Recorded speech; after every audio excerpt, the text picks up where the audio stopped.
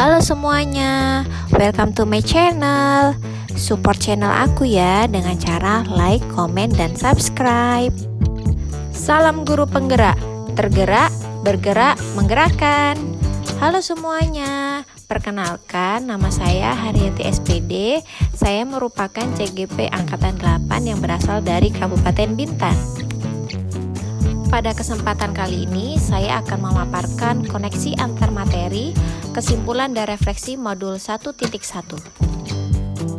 Apa yang Anda percaya tentang murid dan pembelajaran di kelas sebelum Anda mempelajari modul 1.1? Sebelum mempelajari modul ini, saya percaya bahwa 1. Memandang anak sebagai gelas dan kertas yang kosong. Untuk diketahui bahwa saya ini adalah seorang guru biologi, di mana pembelajaran biologi hampir sebagian pembelajaran harus dipelajari melalui hafalan.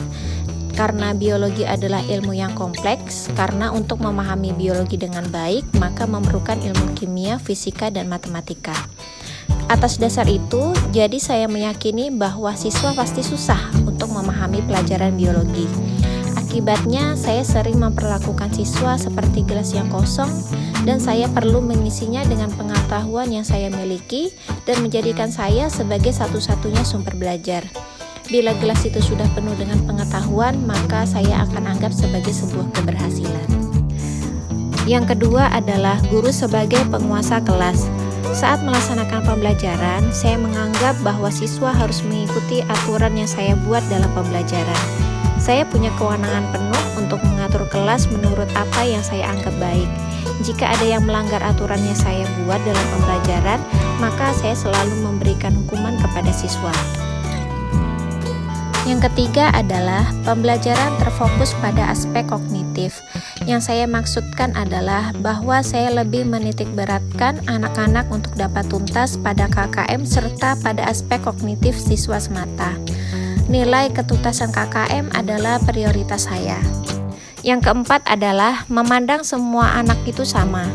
Yang saya maksudkan adalah semua anak harus diperlakukan sama dalam proses pembelajaran, yang mana saya harus menyeragamkan metode pembelajaran tanpa mempertimbangkan gaya belajar, minat, dan potensi masing-masing anak. Di sisi lain, saya tidak perlu kerepotan dengan pengelolaan pembelajaran di kelas. Setelah mempelajari pemikiran Ki Hajar Dewantara dalam modul 1.1, pandangan saya mengenai proses pembelajaran berubah drastis. Anggapan saya mengenai keempat poin di atas yang saya yakini selama ini saya benar, rupanya itu adalah sebuah kekeliruan yang sangat besar. Setelah mempelajari modul ini, saya percaya bahwa anak bukanlah kertas putih yang kosong, melainkan anak sebagai kertas putih yang sudah ditulis dengan tinta yang buram. Istilah itu menggambarkan bahwa setiap anak sudah dibekali watak bawaan yang diturunkan dari orang tuanya. Tugas guru adalah menuntun mereka untuk menebalkan garis samar-samar yang ada di kertasnya agar dapat memperbaiki lakunya menuju manusia seutuhnya. Guru hanya dapat memperbaiki lakunya, bukan dasarnya. Yang kedua adalah pembelajaran berpusat kepada siswa atau student center. Guru sekarang bukan satu-satunya aktor utama yang ada di dalam kelas. Guru melayani kebutuhan anak dalam pembelajaran sehingga akan mengembangkan minat, motivasi, dan kemampuan individu menjadi lebih aktif, kreatif, dan inovatif, serta bertanggung jawab terhadap proses belajarnya sendiri.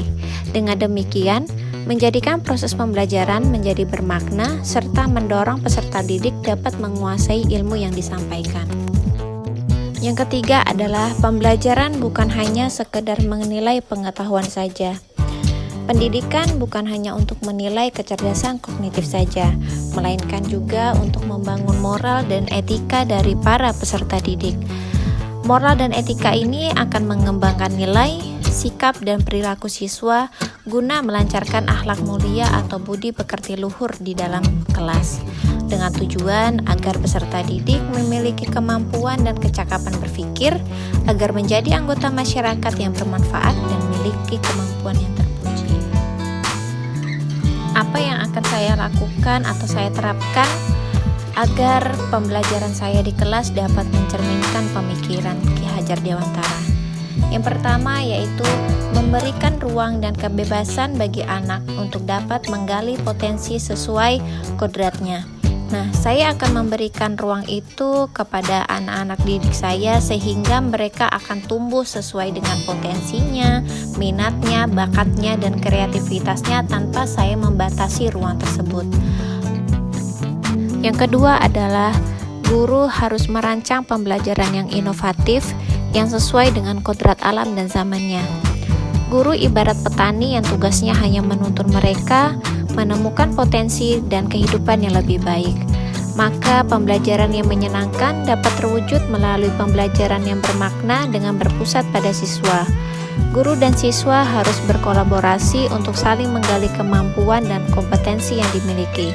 Guru bukan satu-satunya subjek yang ada di dalam pembelajaran, tetapi guru dan siswa dapat saling berkolaborasi untuk menghasilkan pembelajaran yang bermakna.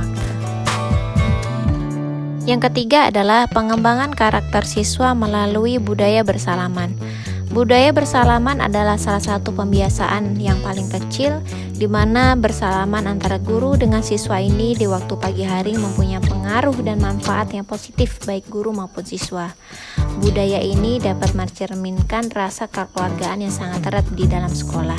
Selain itu, budaya bersalaman dapat membentuk perilaku dan budi pekerti yang baik antara siswa dengan guru ketika di sekolah dan anak dengan orang tuanya ketika berada di rumah. Tentu untuk membentuk karakter dan menumbuhkan perilaku baik ini butuh pembiasaan. Tentunya pembiasaan bersalaman ini juga perlu dilakukan oleh siswa saat di rumah dan di lingkungan masing-masing untuk bekal siswa di masa yang akan datang.